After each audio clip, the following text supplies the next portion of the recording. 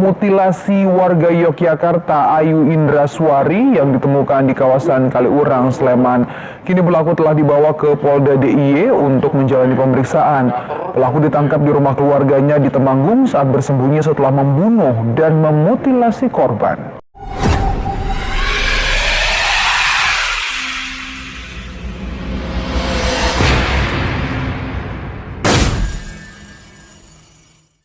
Halo semuanya, kembali lagi sama gua Fadila di Lesehan TV.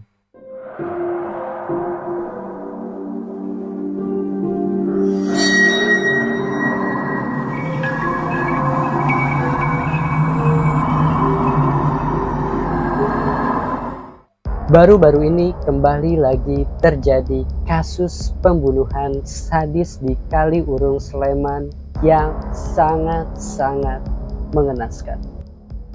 Jadi si pelaku ini memotong tubuh korban menjadi 3 potongan besar dan 62 bagian potongan kecil. Lantas bagaimana kronologi kejadiannya dan apa motif pelaku sehingga tega memutilasi korban menjadi beberapa bagian? Sebelum masuk ke ceritanya, gue mau ingetin buat kalian semua yang belum subscribe ke channel gue, silakan kalian subscribe terlebih dahulu dan nyalakan loncengnya agar tidak ketinggalan kisah-kisah selanjutnya. Oke, kalau kalian udah subscribe ke channel gue, terus kalian udah nyalakan loncengnya, kita langsung aja masuk ke pembahasan hari ini. Dengarkan dan rasakan.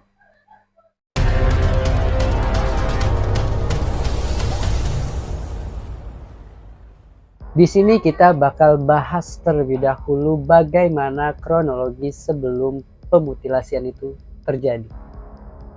Pada hari Sabtu tanggal 18 Maret 2023, pada jam 13.15, pelaku menyewa kamar Wisma nomor 51 dengan tarif 60.000 per 6 jam. Dan pada pukul 14.00 atau sekitar jam 2 siang, pelaku ini keluar dari kamar untuk menjemput si korban. Lalu sekitar pukul 15.15, pelaku dan korban kembali tiba di Wisma dan keduanya ini memasuki kamar nomor 51. Pada pukul 15.15 ini, setelah keduanya masuk ke kamar tersebut, disitulah terjadi peristiwa pembunuhan tragis. Awal mulanya, pelaku ini memukul kepala korban dengan besi. Setelah korban ini nggak berdaya nih ya, pelaku lalu menyayat-nyayat tubuh korban.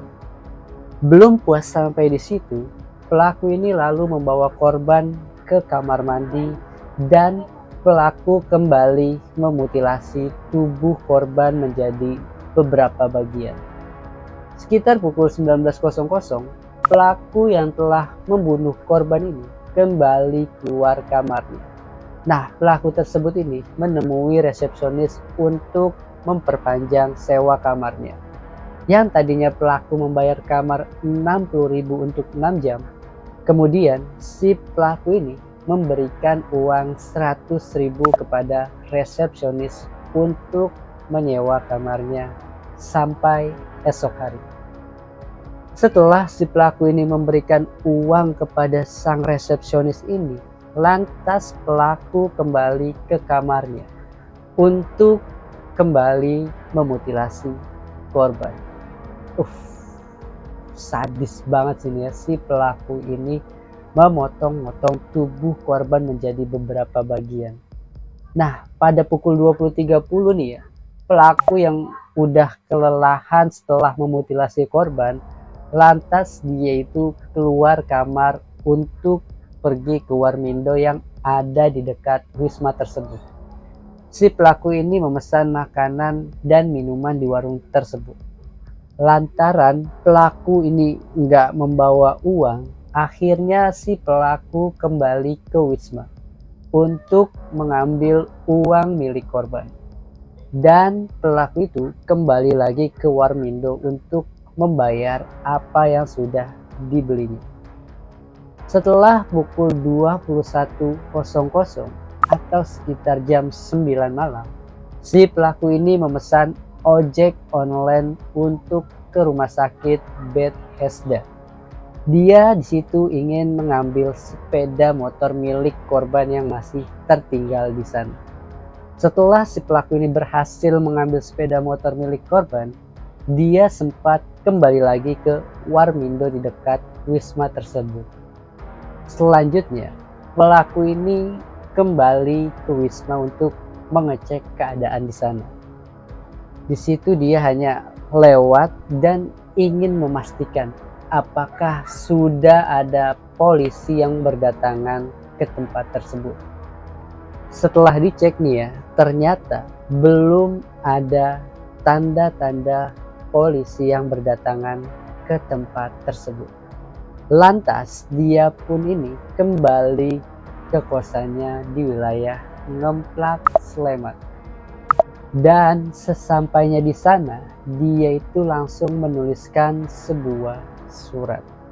Pada keesokan harinya, polisi mendapatkan laporan bahwa ada temuan mayat yang terpotong-potong di dalam kamar wisma. Polisi kemudian melakukan olah TKP di tempat tersebut. Dan di situ polisi berhasil menemukan beberapa barang bukti, yaitu satu buah pisau komando, kemudian ada satu buah pisau biasa dan satu buah pisau cutter. Nah, kemudian di situ juga ada sebuah besi dan beberapa pakaian. Dan identitas si pelaku ini juga tertinggal di wisma tersebut. Pada hari Senin tanggal 20 Maret 2023, polisi menggeledah sebuah kosan yang diduga tempat tinggal si pelaku. Di situ, polisi kembali menemukan barang bukti yang menguatkan tersangka pembunuhan mutilasi di kamar wisma tersebut.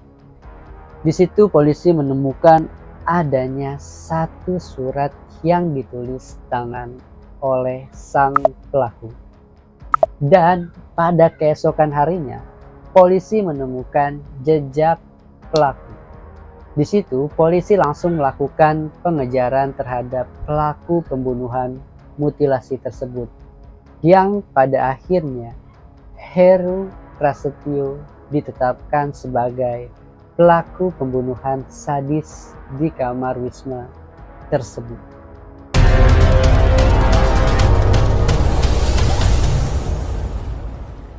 Di sini gue juga pengen membahas tentang sebuah fakta-fakta di balik kasus kematian mutilasi Ayu Indrawardsi ini. Jadi, pelaku dan korban ini kenal melalui media sosial. Pelaku dan korban ini baru pertama kali kenal lewat akun Facebook pada bulan November tahun 2022. Dan mereka ini sudah beberapa kali bertemu. Banyak juga yang beranggapan bahwa pelaku ini adalah mantan suami dari korban. Tetapi di sini polisi mengatakan bahwa pelaku bukanlah mantan dari suami korban. Jadi mereka berdua ini benar-benar belum terikat pernikahan. Dan mereka baru kenal hanya lewat akun Facebook. Nah, motif dari pembunuhan yang dilakukan oleh si pelaku ini adalah karena si pelaku ini terlilit hutang pinjaman online atau pinjol. Pelaku ini membunuh Ayu untuk mendapatkan harta korban agar bisa melunasi hutang-hutangnya di aplikasi pinjol tersebut. Jadi di sini kalau kata polisi nih ya, pelaku ini terlilit di 3 aplikasi pinjaman online senilai 8 juta rupiah. Lantas si pelaku ini tega memutilasi korban dengan cara yang sangat sadis. Fakta selanjutnya adalah terkait isi surat yang ditemukan oleh polisi di sebuah kosan di daerah Ngemplak, Sleman.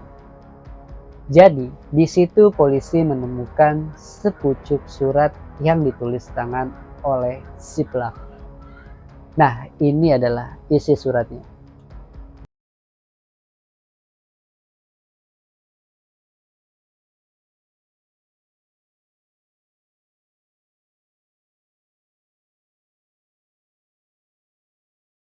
Suratnya seperti itu.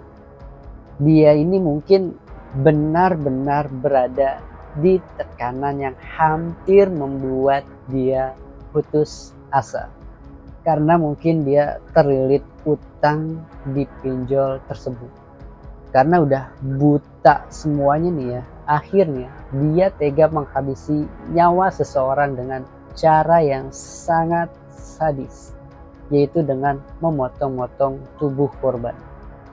Jadi, itulah beberapa fakta dan kronologi pembunuhan yang dilakukan oleh seseorang yang bernama Heru. Sangat kejam sih ya, akibat pinjol nyawa orang menjadi korbannya. Bahkan sampai dimutilasi menjadi beberapa bagian. Itu sih ya yang bikin tega banget gitu, dia melakukan hal yang seperti itu akibat terlilit hutang pinjol. Mungkin pembahasan gue kali ini cukup sampai di sini dulu. Kalau kalian suka dengan videonya, jangan lupa untuk share, like, and comment. See you next time. Selamat beristirahat.